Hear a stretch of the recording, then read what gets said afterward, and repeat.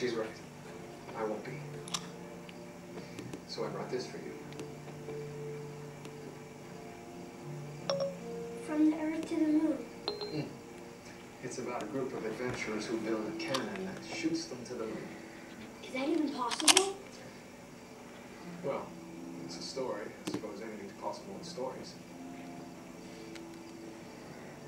But if you could build something that can push you faster than the Earth's gravity pulls you down,